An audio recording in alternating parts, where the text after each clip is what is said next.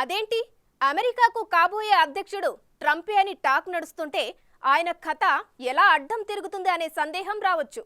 ఇక్కడే ట్రంప్కు పెద్ద ట్విస్ట్ వచ్చింది.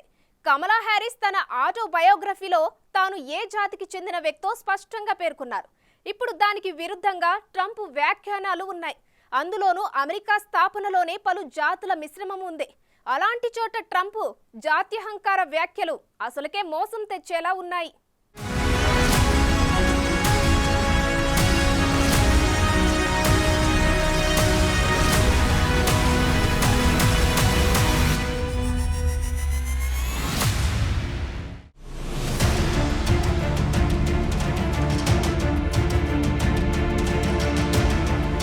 ఇప్పుడు ట్రంప్ చేసిన కంపుతో నల్ల జాతీయులతో పాటు అమెరికా ఎన్నికల్లో కీలక ఓటర్లుగా ఉన్న భారతీయులు కూడా ఆలోచనలో పడ్డారు. ఇప్పుడే ఇలా ఉంటే అధికారంలోకి వచ్చిన తర్వాత ఇంకెలా ఉంటుందో అనుకుంటున్నారు. అయితే గతంలోనూ జాతీయ ప్రతిపాదికన తన ప్రత్యర్థులపై దాడి చేసిన చరిత్ర ట్రంప్కుంది. అమెరికా తొలి నల్లజాతి అధ్యక్షుడైన బరాక్ ఒబామా అమెరికాలో పుట్టలేదని ఒకప్పుడు తప్పుడు ఆరోపణలు చేశారు ట్రంప్.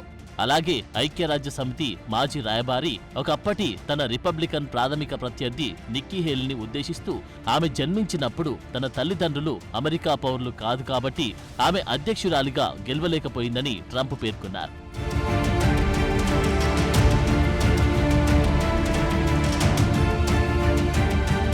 ఈ క్రమంలోనే కమలా హ్యారిస్ డెమోక్రటిక్ అభ్యర్థిగా మారినప్పటి నుండి వరుస దాడులు చేస్తున్నారు డొనాల్డ్ ట్రంప్. కమలా హ్యారిస్ విద్యార్హతలపై కూడా ట్రంప్ దాడి చేశారు.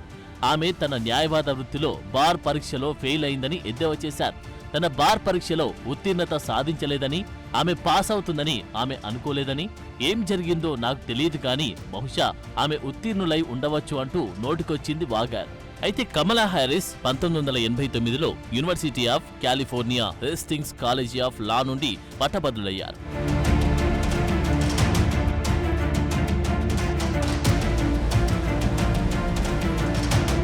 ఇక కమలా హ్యారిస్ కు వస్తున్న మద్దతును తగ్గించడానికి ట్రంప్ ఇలాంటి తీవ్రమైన వ్యాఖ్యలు చేస్తున్నారని విశ్లేషకులు కూడా ఒప్పుకుంటున్నారు. ఇటీవల ఫ్లోరిడాలోని వెస్ట్ పామ్ బీచ్ లోని బిలీవర్స్ సమ్మిట్ లో ప్రసంగిస్తూ కమలా హ్యారిస్ ను ఉద్దేశించి ఆమె ఒక బమ్ అని ట్రంప్ వ్యాఖ్యానించినప్పుడు కూడా ఇదే రచ్చ జరిగింది. ఈ అభ్యర్థిత్వాన్ని ఆమె అడుక్కొని తెచ్చుకున్నారని, ఆమె ఒక లూజర్ అని వ్యాఖ్యానించారు ట్రంప్. మరో సందర్భంలో కమలా హ్యారిస్ పేరును ప్రస్తావిస్తూ ట్రంప్ రేసిజాన్ని రెచ్చగొట్టారు. ఆమె పేరును ప్రస్తావించినప్పుడు ఉద్దేశపూర్వకంగా తడబడినట్లు నటించాడని విమర్శలు ఎదుర్కొన్నారు. ఆమె పేరు చెప్పడానికి అనేక మార్గాలున్నాయి. ఆమె పేరు ఎలా పలకాలో తన సిబ్బంది తనకు వివరిస్తూ కామాలా, కహమాలా అని ఎలాగైనా చెప్పవచ్చు అని అన్నట్లు ట్రంప్ పేర్కొన్నారు. ఆమె పేరును 7 రకాలుగా పలకొచ్చని, కావాలంటే చాలా రకాలుగా పిలవచ్చని ఏళ్లగా మాట్లాడారు. But if radical, liberal Kamala Harris gets in, and by the way, there are numerous ways of saying her name. They were explaining to me, you can say Kamala, you can say Kamala. I said, don't worry about it. It doesn't matter what I say. I couldn't care less. If I mispronounce it or not, I couldn't care less. Some people think I mispronounce it on purpose, but actually I've heard it said about 7 different ways. There are a lot of ways. There are a lot of ways. అయితే ఇప్పుడు Donald Trump చేస్తున్న racist వ్యాఖ్యలకు కమలా Harris గతంలోనే వివరణ ఇచ్చారు. ఆమె తన ఆత్మకథలో కూడా తన గుర్తింపును వెల్లడించారు. కాలిఫోర్నియాలోని ఓక్లాండ్లో 2 వలస తల్లిదండ్రులకు జన్మించారు కమలా హ్యారిస్. భారతదేశంలో జన్మించిన తల్లి, జమైకాలో జన్మించిన తండ్రి, భారత ఆఫ్రికన్ మూలాలతో కమల జననం జరిగింది. అయితే ఆమె 5 సంవత్సరాల వయసులో తల్లిదండ్రులు విడాకులు తీసుకున్నారు. తర్వాత హిందువైన కమల తల్లి శ్యామలా గోపాలన్ హ్యారిస్ దగ్గర 2 పిల్లలు పెరిగి పెద్దయ్యారు. అయితే తన తల్లి ఓక్లాండ్ నల్లజాతి సంస్కృతిని స్వీకరించిందని తన autobiography the truths we hold లో కమలా హ్యారిస్ పేర్కొన్నారు.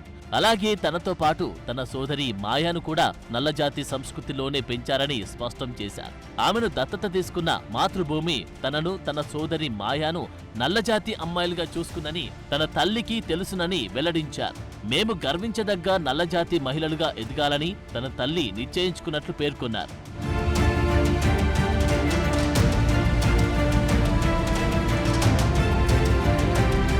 నిజానికి కమలా హ్యారిస్ కు ఉన్న ద్విజాతి మూలాలు, పెంపకం చాలా మంది అమెరికన్లతో వారు కలిసిపోవడాన్ని ధృవీకరిస్తోంది. ఇది అమెరికాలో తనకు మద్దతును ఆకర్షించడానికి భారీగా పనిచేసింది.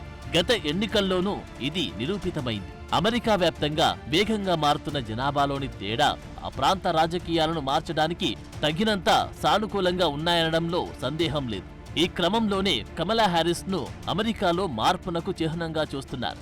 అందుకే కమలా హ్యారిస్ వైట్ హౌస్ రేస్ ప్రారంభించిన తర్వాత నల్లజాతి ఓటర్లు, అమెరికా వాసులుగా ఉన్న ఇతర రంగుల వారు కొత్త ఉత్సాహాన్ని ప్రదర్శించారు. జూలై 30న విడుదల చేసిన రాయిటర్స్ ఇప్సోస్ పోల్ ప్రకారం పోల్ మార్జిన్ ఆఫ్ ఎర్రర్లో హారిస్ ట్రంప్పై 43-42% ఆధిక్యంలో ఉన్నారు. అలాగే జూలై 22, 23 తేదీల్లో నిర్వహించిన పోల్ ప్రకారం కమలా హ్యారిస్ కు 44%, డొనాల్డ్ ట్రంప్ కు 42% మద్దతు వచ్చింది. దీని ప్రకారం కూడా ట్రంప్ కు హ్యారిస్ గట్టి పోటీగా ఉన్నారన్నది స్పష్టమైంది. అందుకే ట్రంప్ జాతి వివక్షను రెచ్చగొట్టడానికి సిద్ధమైనట్లు కొందరు అభిప్రాయపడుతున్నారు.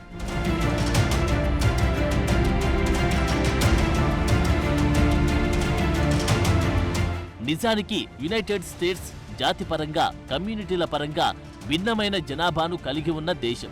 ఇక ఫెడరల్ స్థాయిలో జాతి కమ్యూనిటీలను వేరుగా వర్గీకరించారు. ఇటీవలి యునైటెడ్ స్టేట్స్ జనాభా గణన ప్రకారం అమెరికా 5 రకాల జాతి వర్గాలను గుర్తించింది. వైట్, బ్లాక్, నేటివ్ అమెరికన్ లేదంటే Alaska native, Asia, native Hawaii, ఇతర పసిఫిక్ ద్వీపవాసులు, వారితో పాటు 2 లేదా అంతకంటే ఎక్కువ జాతి వర్గాలకు చెందిన వ్యక్తులు కూడా అమెరికాలో ఉన్నారు. ఒక్క మాటలో చెప్పాలంటే అమెరికాకు ఒక జాతి అంటూ ఎలాంటి గుర్తింపు లేదు. ఎందుకంటే యునైటెడ్ స్టేట్స్ జాతిలోని విస్తృత భావనను గుర్తించింది. 2000 సెన్సెస్, 2010 అమెరికన్ కమ్యూనిటీ సర్వేలో నేటివ్ అమెరికన్ల పూర్వీకుల గురించి లెక్కలేశారు. 2020 జనాభా లెక్కలు నేటివ్ అమెరికా జాతి మూలాలను లోతుగా ఆరా తీసింది.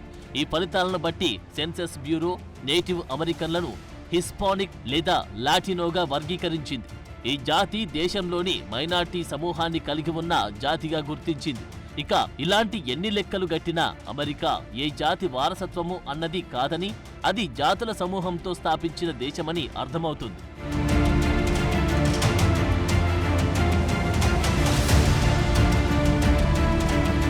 ఇక అమెరికా లాంటి విభిన్న జాతులున్న ప్రజాస్వామ్య దేశంలో డొనాల్డ్ ట్రంప్ చేస్తున్న కంపు ఎన్నికల్లో తీవ్ర ప్రభావం చూపుతుందని అంతా భావిస్తున్నారు. అయితే ట్రంప్ వ్యవహార శైలి ఇలాగే కొనసాగితే అది ఆయనకే సమస్యగా మారుతుందనే అభిప్రాయం కూడా ఉంది. ఇక డెమోక్రాటిక్ పార్టీ ఎన్నికల వ్యూహంలో భాగంగానే కమలా హ్యారిస్ అభ్యర్థిత్వాన్ని ఖరారు చేసింది కాబట్టి ఆమె నల్ల జాతీయుల నుండి భారీ మద్దతును ఆశిస్తోంది. దానికి తోడు ఇప్పుడు ట్రంప్ జాతి వివక్ష మాటలు కూడా కమల గెలుపుకు ఊతమిచ్చేలా ఉన్నాయి. మరి డొనాల్డ్ ట్రంప్ రాబోయే రోజుల్లో అయినా తన వ్యవహార శైలిని మార్చుకుంటారో లేదో చూడాలి.